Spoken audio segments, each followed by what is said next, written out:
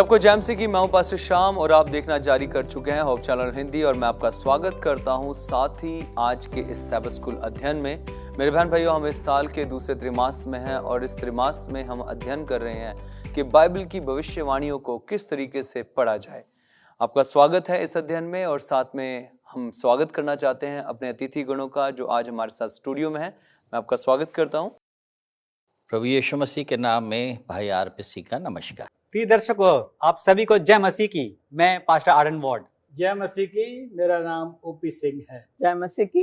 मेरा नाम doctor Rebecca Singh है। आइए हम आज के अध्ययन को शुरुआत में करेंगे और इस वक्त मैं अनुरोध करूंगा पादरी साहब जी से कि वो प्रार्थना में अगुवाई करें। आइए हम प्रार्थना करें। स्वर्गीय दयालु पिता परमेश्वर, तेरा धन्यवाद करते हैं जीवन के श्वास के लिए जो तूने हमें दिया है। आज के अध्ययन में तो हमारी अगुवाई कर ताकि हम जान सकें कि हमारा यहाँ रहना इस धरती पर कितना आवश्यक है और क्या करना चाहिए। भविष्य के बारे में जो तू हमको समझाता है अपने वचन के द्वारा हमारी अगुवाई कर। ये विनती तेरे प्रिय पुत्र प्रभु यीशु मसीह के नाम से मांगते हैं, सुन और ग्रहण कर। आमीन। बहुत बहुत धन्यवाद पास्टर जी प्रार्थना के लिए। और यहाँ पर जब हम अध्ययन कर रहे हैं तो आज का जो खास हमारे लिए जो चैप्टर है नया खुलता है और वो है कि बलिदान को समझना। ये बहुत ज़रूरी है। और जब हम बलिदान को समझने की बात करते हैं तो आइए हम आज के याद वचन को पढ़ेंगे जो हमें मिलता है प्रकाशित वाक्य उसके 5वें अध्याय के 9वें वचन में। यहाँ पर परमेश्वर का वचन कहता है, वे यह नया गीत गाने लगे, तू इस पुस्तक को लेने और उसकी मोहरें खोलने के योग्य है, क्योंकि तूने वध होकर अपने लहू से हर एक कुल और भाषा और लोग और जाति में से परमेश्वर के लिए लोगों को मोल लिया है। आमीन। अगर हम यहाँ पर वचन देखते हैं तो ये हमें बताता है कि बलिदान वास्तव में क्या था और ये बलिदान क्यों इस धरती पर हम सबके लिए महत्वपूर्ण है। क्योंकि यहाँ पर हम इस वचन को पढ़ते हैं कि प्रभु यीशु मसीह ने हम सबको बलिदान के द्वारा मोल लिया है, जिसके द्वारा हम पापों से छुड़ाए जाते हैं। अगर हम पढ़ते हैं, सबसे पहला जो हमने इस अध्याय का याद वचन पढ़ा था, अगर आप ध्यान देंगे, वो था यूहन्ना उसका पहला अध्याय और 29वां वचन, जब यूहन्ना खड़े होकर ये कहता है कि वो देखो परमेश्वर का मेमना जो जगत के पाप को उठा ले जाता है। सच में ये बहुत प्यारा वचन है कि जगत के पापों को उठाने के लिए प्रभु यीशु मसीह इस धरती पर आए। और यहाँ पर जब बलिदान की बात चली है तो इजरायलियों के पास चलते हैं। उन्हें पता था कि जो बलिदान का जो पशु है वो कितना महत्वपूर्ण है। वो बताता है कि वो हमारे पापों को धोता है, हमारे गुनाहों को धोता है, उसका लहू जो बहता है। लेकिन उसके साथ ही एक और घटना घटती है कि घटना ये घटती है, इजरायलियों ने इस बलिदान को व्यर्थ कर दिया। किस तरीके से व्यर्थ किया? उन्होंने जब भी पाप करते वो बलिदान देते और उसके बाद में फिर से वो पाप करने लगते। और यहाँ पर हम वचन पढ़ते हैं जो हमें कहता है यशायाह पहले अध्याय के 2 वचन में, हे स्वर्ग सुन, हे पृथ्वी कान लगा, क्योंकि यहोवा कहता है, मैंने बालकों का पालन पोषण किया और उनको बढ़ाया भी, परंतु उन्होंने मुझसे बलवा किया। बैल तो अपने मालिक को और गधा अपने स्वामी की चरनी को पहचानता है, परंतु इज़राइल ने मुझे नहीं जानता, मेरी प्रजा विचार नहीं करती। 11वां वचन कहता है, यहोवा यूं कहता है, तुम्हारे बहुत से मेल बलि मेरे किस काम के? मैं तो मेढ़ों के होम बलि और पाले हुए पशुओं की चर्बी से उगा गया हूं। देखिए यहाँ पर परमेश्वर का वचन कहता है कि इन बलियों से मैं क्या हो गया हूं? उगा चुका हूं, क्योंकि उन्होंने इस बलियों को व्यर्थ ही व्यर्थ कर दिया था। जी पास्टर जी। बलिदान की बात आप कर रहे हैं ना जी। ये सब टॉपिक में है blood of bulls and goats. बिल्कुल। तो जहाँ तक आज के परिवेश में अगर व्यक्ति से देखें, पूछें, तो वो कहता है कि कितना निर्दयी काम होता था उस समय में कि एक बलिदान होता था। बिल्कुल। जैसा कि अदन की वाटिका में बलिदान किया गया जी। ये समझाने के लिए किया गया कि एक संकेत के रूप में तुम्हारे लिए एक मुक्तिदाता आने वाला है। है। और ये जो तुमने पाप किया है ये इतना घृणित है कि एक जानवर का हम प्राण जाने वाला है ना? बिल्कुल बिल्कुल तो इस तरह से वो समझाना चाह रहा था। तो ये चीजें एक आगे चलकर रिचुअल्स हैं बहुत सी, जी बिल्कुल, उनमें गई और जानवरों को उन बलिदान किया गया। ये किस ओर इशारा ले जाता है कि प्रभु यीशु मसीह आने वाला है और वो हमारे उद्धारकर्ता है। तो यहाँ पर एक साधारण भाषा में मैं समझाना चाहूँगा कि ये उस तरह का है कि जिस तरह से आज से हमने 2 हफ्ता पहले के लिए टिकट ली है कलकत्ता जाने के लिए या बॉम्बे जाने के लिए, ट्रेन में जाएं या बस में जाएं या किसी और भी कन्वेंस में जाएं, एक टिकट हमने कागज का टुकड़ा लिया है, वो वायदा है हमारे पास कि हम वहाँ ट्रैवल करने जा रहे हैं। बिल्कुल, है ना? तो इसी तरह से वो रिचुअल्स जो हमारे संस्कार हैं जिसे बोल दिया जाए, वो हम इसीलिए रखते हैं कि हम उस जगह तक पहुँचे जहाँ तक, जब वो जगह पहुँच गए तो क्या उसका कोई कीमत है? बिल्कुल, तब उसकी कीमत नहीं है जी। तो इसीलिए परमेश्वर ने ये जो बलिदान के व्यवस्था है उसको बताने के लिए कि ये कितना हमने गलत काम किया कि हम हमारे पापों के खातिर एक निर्दयी काम करना पड़ रहा है, जो आप निर्दयी का वर्ड इस्तेमाल करते हैं। जी बिल्कुल। तो ये घिनौना काम जो हम कहते हैं, ये परमेश्वर बताना चाहता है कि ऐसा ना करो और हम उसकी ओर फिरें।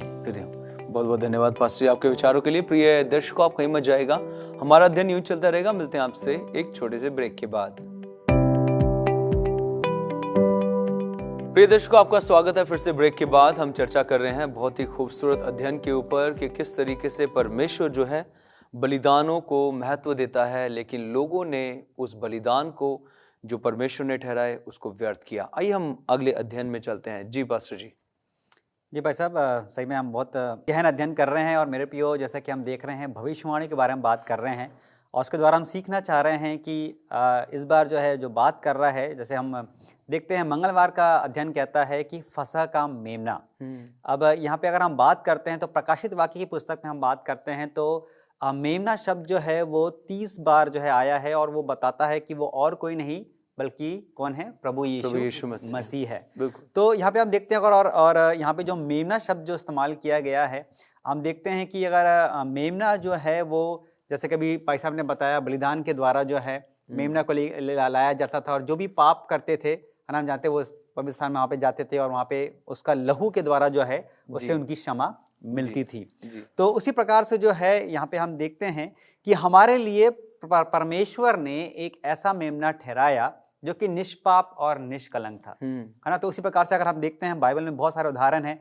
अगर आप उत्पत्ति 4:4 आप देखें तो हमें हाबिल से सीखना है। हम देखते हैं कि किस तरह से वहाँ पे उसने एक जेठे बच्चे को लेकर आया बलिदान चढ़ाने के लिए। तो उसी प्रकार से ये शुरुआत से ही अगर हम बात करते हैं बलिदान की, तो शुरू से हमको देखने को मिलता है कि बलिदान के लिए परमेश्वर ने भी, हम देखते हैं बलिदान के लिए परमेश्वर हमको ये बताया है कि किसी न किसी को क्या करना पड़ता है, अपनी जान देनी पड़ती है। तो इसलिए अगर हम इसका गहन अध्ययन करेंगे तो मेरे प्रियो बहुत समय लग जाएगा, क्योंकि हम यहाँ पे, लेकिन सिर्फ यहाँ पे हम देखते हैं कि छुटकारा जो है उस मेमने के द्वारा, एक आदम के द्वारा जो है वो पाप जगत में आया और हम जानते हैं कि उसके सजा हमें क्या मिलती है। लेकिन एक दूसरा आदम जो है वो और कोई नहीं बल्कि प्रभु यीशु मसीह है। और उसका उस निष्पाप और निष्कलंक मेमने के द्वारा परमेश्वर ने हम सभी को क्या दिया है? वो अनंत जीवन दिया है। लेकिन मेरे यहाँ पे और भी बहुत सारी बातें हैं अगर हम देखते हैं, लेकिन यहाँ पे अगर सिर्फ बात किया जा रहा है वो फसह का मेमना कौन है, तो यहाँ वो फसह का मेमना और कोई नहीं बल्कि प्रभु यीशु मसीह है। और परमेश्वर ने समय पर जो है उनको यहाँ हमारे लिए भेजा और हम देखते हैं कि एक लौता, है ना, हम देखते हैं एक लौता जो है वो हमारे इस संसार में हमारे लिए आया और मारा गया, गाड़ा गया और तीसरे दिन जी उठा। इसलिए हम देखते हैं कि जो कोई वचन, जैसे कहते हैं, जो कोई उस पर विश्वास करेगा वो नाश नहीं होगा परंतु अनंत जीवन पाएगा, को बिल्कुल, पाएगा। बिल्कुल, तो हमारे लिए परमेश्वर ने ये फजा का मेमना दिया है और हम यहाँ पे ध्यान दें। परमेश्वर यही चाहता है कि हम अपना ध्यान, अपना मन, तन मन धन जो है उसकी ओर ध्यान लगाएं कि उसने हमारे लिए अपनी जान दी है। बिल्कुल, उसने क्रूस पर जो है आपके लिए और मेरे लिए बहुत खास जो बोलना चाहिए उस लहू को दिया। इसलिए अगर हम देखते हैं पहला बोलना चाहिए पतरस और 1:18-19 में कहता है कि हमारा जो उद्धार करता है, या बोलना चाहिए हमारा जो उद्धार जो हुआ है वो सोने चांदी से नहीं हुआ है जी बिल्कुल, बल्कि परमेश्वर के प्रभु यीशु मसीह, परमेश्वर के बेटे प्रभु यीशु मसीह के निर्दोष बेशकीमती लहू से जो है वो हमारे लिए हुआ है। तो मेरे प्रिय, हम इस बात को ध्यान रखें, इस पर हम फोकस करें कि परमेश्वर ने अपने इकलौते पुत्र प्रभु यीशु मसीह के द्वारा हम देखते हैं वो हमारे समान, हमारे जैसा बन गया और उसने जो है निष्पाप, निष्कलंक, और जहाँ पे आज हमें होना था हम देखते हैं कि वो उसने आके हमारे लिए अपनी जान दी। बिल्कुल बिल्कुल, और हमारे लिए फसा का मेमना बन गया। बहुत बहुत धन्यवाद। सच में ये बहुत महत्वपूर्ण बात है। बलिदान जो है, जिस तरीके से कैन और हाबिल की आपने बात करी, कैन ने किस तरीके से जो हाबिल था अपना एक अच्छा मेमना चढ़ाया, अच्छी बलिदान चढ़ाया, लेकिन कैन के अंदर जो थी वो अभी भी कमियां थी, जिसके कारण परमेश्वर ने उसकी बलि को ग्रहण नहीं किया। जी पास्टर जी, मैं आपके पास आना चाहता हूँ। ये जो संदेश है, जो प्लान ऑफ साल्वेशन, मुक्ति का जो प्लान था, जो शुरू में नींव रखे ने पहले ही प्लान बना दिया था, और ये प्लान के बीच बीच में गड़बड़ी पैदा होती रही। जी बिल्कुल, हैं, लोगों ने, किसी ने माना नहीं। इसी तरह से हम देखते हैं कि शकायना ग्लोरी मंदिर के अंदर थी, टेंपल, सालोमन का टेंपल बना उसके बाद, और खुदा की मौजूदगी वहाँ पर थी।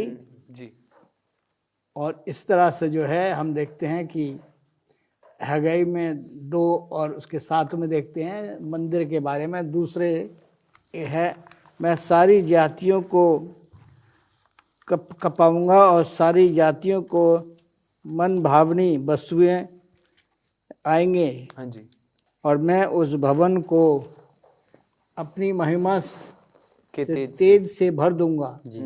सेनाओं का यहोवा यही वचन है, आमीन। जो चांदी से मेरी और सोने से मेरी ही है। चांदी भी मेरी है, चांदी भी मेरी है और सोना भी मेरा है। सेनाओं का यहोवा की यही वाणी है। यही वाणी, आमीन।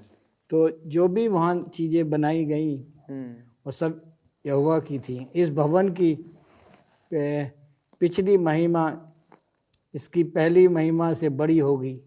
सेनाओं का यहोवा यही वचन है, और इस स्थान में शक्ति दूंगा। सेनाओं का यहोवा यही वाणी देता है। और दूसरे में जो है, जब दूसरा टेंपल बना तो वहाँ पर शकाना ग्लोरी नहीं थी जी, है। जो संदूक था, अहम का संदूक, वो वहाँ पर नहीं था और वो वहाँ से हटा लिया गया। और उसके बाद वो महिमा जो थी, खुदा की मौजूदगी की जगह यीशु मसीह खुद इस मंदिर में आए। धन्यवाद पास्टर जी इन अच्छे विचारों के लिए। सच में परमेश्वर जो है उपस्थिति अपनी रखना चाहता है इन बलिदानों के द्वारा, जो उसका एक साइन था कि बलिदान जो थे वो पवित्र होने के लिए किए गए थे, ताकि इंसान जो है उस बलिदान को अहम समझे और बार बार पापों में ना जाए। बहुत बहुत धन्यवाद इन विचारों के लिए। प्रिय दर्शकों, आपको मत जाएगा हमारे विचार और ये अध्ययन यूं ही चलता रहेगा। मिलते हैं आपसे एक छोटे से ब्रेक के बाद। प्रिय दर्शकों, आपका फिर से स्वागत है आज के सैबत स्कूल के अध्ययन में। आइए हम इस चर्चा को अपनी को और आगे बढ़ाते हैं और चलते हैं अतिथि गणों के पास। जी डॉक्टर रेबेका मैम, आज का जो हमारा थर्सडे का जो पोर्शन है वो बता रहा है कि परमेश्वर ने सब चीज़ों की सृष्टि की। जी, तो यहाँ पे हम देख रहे हैं कि परमेश्वर ने जो है ये हमारी बढ़ोतरी के लिए, हमारे फायदे के लिए, हम इस पे रहें, फलें फूलें, ये उसका मकसद था, क्योंकि वो हमसे प्यार करता है। जी, दूसरी चीज़ यहाँ पे जो दिखाई गई है कि इज़िकियल की पुस्तक में जाएंगे हम और वहाँ पे हम देखेंगे कि पहला अध्याय की 26वीं आयत में अगर देखा जी। तो यहाँ पे इज़ीकियल को जो है एक सिंहासन दिखाया गया, हम्म। जो आकाश मंडल उनके सिरों के ऊपर था, उसके ऊपर मानो कुछ नीलम का बना हुआ सिंहासन था। जी। इस सिंहासन के ऊपर मनुष्य के समान कोई दिखाई देता था। जी। ये इज़ीकियल को ये दिखाया गया। जी। दूसरी चीज जो हम देखते हैं यशाया की पुस्तक में, उसके 6ठे अध्याय में हम जाएंगे तो वहां पे जो है फिर इसको सिंहासन दिखाया गया यशाया नबी को। इज़ीकियल नबी जो कि मेजर प्रॉफिट्स में आते हैं, और यहाँ पे लिखा हुआ है पहली आयत में, जिस वर्ष उज्जिया राजा मरा, मैंने प्रभु को बहुत ही ऊंचे सिंहासन पर विराजमान देखा और उसके वस्त्र के घेर से मंदिर भर गया। आमीन। आमीन। ओके, ये हम देख रहे हैं दूसरा। जी। तीसरा जो हम देखते हैं प्रकाशित वाक्य उसका 5वां अध्याय की 4थी आयत में अगर हम देखें जी। तो यहाँ पे फिर से जो है एक और चीज यहाँ पे बताया गया है। जी। 4थी आयत में इस तरीके से है, तब मैं फूट फूट कर रोने लगा। जी। ओके, यहाँ पे भी जो है सिंहासन पर कोई विराजमान है। ओके, 5वें अध्याय की पहली आयत में देखें जी। तो सिंहासन पे कोई विराजमान है, और इसको एक पुस्तक इसने देखी और उस पे 7 मोहरें हैं। जी। और ये जो है अब हम देखेंगे इन तीनों का रिएक्शन। ठीक है, अगर हम जाएं इज़ीकियल की पुस्तक में जी। तो वहां पे वो बेहोश हो जाता है। जी। आप देखिए एक पहला अध्याय की ये कह रहा है 29-28वीं आयत का आखिरी पाठ, यहोवा के तेज का रूप ऐसा ही था, उसे देखकर मैं मुंह के बल गिरा। तब मैंने एक शब्द सुना जैसे कोई बातें करता है। अगर हम यशाया को देखें तो यशाया जो है वो रोया। जी। ओके, यशाया की पुस्तक में जाएंगे जी। तो यशाया जो है यहाँ पे कह रहा है कि धुएं से भर उठा और ये क्या, हाय मैं नष्ट हुआ है। ये कह रहा है कि यशाया के एक तरह से अंदर से उसकी कराह निकलती है जी। और वो देख रहा है सियासत। और तीसरा जो हम रिएक्शन देखते हैं वो यूहन्ना का देखते हैं। जी बिल्कुल, प्रकाशित वाक्य में। जी। तो यहाँ पे जब हम रिएक्शन देख रहे हैं तो ये जो है यूहन्ना जो है देखता है, ये फूट फूट के रोया, रोने लग गया। बिल्कुल, 4थी आयत में देखा तो वो फूट फूट के रोया कि इस पुस्तक को खोलने वाला कोई भी नहीं है, इसलिए वो फूट फूट के रोका। तीनों का अलग अलग तरीके से इनका रिएक्शन है। यहाँ पे हम देखें कि किस तरीके से यहाँ पे पुस्तक जो है आगे 9th आयत में देखा जाए, तू इस पुस्तक के लेने और उसकी मोहरें खोलने योग्य है। यीशु मसीह है जो कि उस पुस्तक को खोलने लायक है, क्योंकि तूने वध होकर अपने लहू से हर एक कुल और भाषा और लोग और जाति में से परमेश्वर के लिए लोगों को मोल लिया है। आमीन। आमीन। ओके, ये उसने किया है। यहाँ पे हम देखते हैं कि दूसरी चीज शैतान। जी। शैतान हमेशा से जो है परमेश्वर के ऊपर उसने इल्जाम लगाया। परमेश्वर क्रूर है, परमेश्वर जो है स्वार्थी है। बिल्कुल बिल्कुल। ओके, परमेश्वर में कोई धीरज नहीं है, परमेश्वर शैतान का बदला ही लेने reaction वाला है। बिल्कुल, ये सारे के सारे इल्जाम जो है शैतान ने लगाता है। परमेश्वर के ऊपर लगाए, जो कि हम जानते हैं परमेश्वर झूठों का क्या है, सरदार या राजा। बिल्कुल बिल्कुल, है ना, वो झूठ बोलने वाला है। झूठों का पिता। यहाँ पे हम कहते हैं दूसरी चीज जो मैं बताना मांगती हूँ, क्रूस। यहाँ पे क्रूस पे दिखाया गया है कि 2 चीजें हैं जो कि क्रूस को जाहिर करता है। पहला है कि परमेश्वर हमसे कितना प्यार करता है, जी। और दूसरी चीज है कि हम पाप में कितना गिर गए हैं। जी। पापी जो गिरा हुआ है उसको उठाने के लिए यीशु मसीह क्रूस पे गया, ताकि हमें हमारे पापों से छुटकारा मिले, और उसने अपने लहू से हमें खरीदा। बहुत बहुत धन्यवाद मैम आपके इन विचारों के लिए। अब पास्टर वॉर्ड, मैं आपके पास आना चाहता हूँ। यहाँ पर एक सवाल है, जिस तरीके से हम देख रहे हैं बाइबल का अध्ययन कर रहे हैं बलिदान, तो बाइबल में बलिदान किसकी ओर संकेत करता है? जी सही में भाई साहब, बहुत अच्छा क्वेश्चन आपने पूछा है।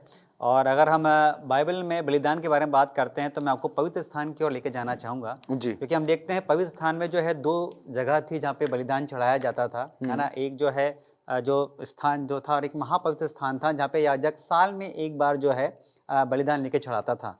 और यहाँ पे अगर हम बात करते हैं बलिदान की तो हम जानते हैं कि हमारा बलिदान जो है वो प्रभु यीशु मसीह है ना, जो बाइबल में हमको बताता है, जैसे कि अभी हमने पूरा अपने लेसन में जो हमने पूरा स्टडी किया है कि वो बलिदान और कोई नहीं बल्कि प्रभु यीशु मसीह है। तो यहाँ पे हम देख रहे हैं कि प्रभु यीशु मसीह ने हमारे लिए अपने आप को संसार में भेजा, दिया। और बलिदान का मतलब क्या है, उसने अपने आप को हमारे लिए दे दिया, है ना। जैसे आज भी अगर हम कई बार देखते हैं, अगर आप किसी से बहुत प्रेम करते हैं तो आप अपना समय, अपना वक्त जो है उसको आप देते हैं, या कुछ ना कुछ ऐसी चीज जो है लोगों को देना, तो ये बलिदान को जो है रिप्रेजेंट करता है। तो यहाँ पे हम ध्यान दें कि प्रभु यीशु मसीह ने ना कि सिर्फ बोलना चाहिए अपने आप को दिया, बल्कि उसने अपना जान जो है हमको दे दी। और जैसे कि हम देखते हैं बलिदान जो है वो इसमें खून जो चीज़ बताता है कि अपना जान जो है उसने दे दी, और वो हमारे लिए बहुत ज़रूरी है, बहुत इंपॉर्टेंट है। तो उस ओर जो है हमें अपना ध्यान केंद्रित करने की ज़रूरत है। जो चीज़ हमें प्यारी लगती है जी, उस चीज़ को अगर दे रहे हैं हम, वो बलिदान है। जी, बिल्कुल। जो मुझे सबसे प्यारी चीज है, परमेश्वर को सबसे प्यारा उसका पुत्र था, उसने वो हमारे लिए दिया। जो चीज मुझे प्यारी है घर में, मैं उसको देना नहीं मांगूंगी, लेकिन मैं उसको दे रही हूँ तो वो बलिदान हो गया। बिल्कुल बिल्कुल। बहुत बहुत धन्यवाद आपका इन सारी बातों के लिए, हमारे साथ डिस्कशन के लिए। प्रिय दर्शकों, आपका भी धन्यवाद, आपने इस अध्ययन को बड़े ध्यान से सुना है। आइए हम इस अध्ययन के अंत में जाएंगे, पास्टर वॉर्ड के साथ प्रार्थना करेंगे। आइए अपनी आंखों को बंद करेंगे, हम प्रार्थना करेंगे। धन्यवाद देते हैं पिता परमेश्वर, प्रभु जी एक बार फिर से आपके तमाम आशीष और बरकतों के लिए। अब हम सभी के साथ में बने रहें प्रभु जी, इसी तरह से इस अध्ययन में आप हम सभी की अगुवाई करें, और हमारे श्रोतागण के भी साथ में हुई है प्रभु जी, ताकि हम जो भी बातें सीख रहे हैं उस पर मनन करने वाले हो सकें और उस पर चलने वाले होने पाएँ, और प्रभु यीशु मसीह के दोबारा आगमन के लिए अपने आप को तैयार करने वाले हो सकें। हम सभी अपने आप को आपके हाथों में सौंपते हैं, अपनी गलती गुनाह की माफ़ी मांगते हैं प्रभु जी, और इस प्रार्थना को आपके प्रिय बेटे प्रभु यीशु मसीह के नाम में होकर मांगते हैं, आमीन। आमीन। बहुत बहुत धन्यवाद पास्टर जी प्रार्थना के लिए। प्रिय दर्शकों, हम आपसे मिलते हैं अगले अध्ययन में, तब तक आप सबको जय मसीह की।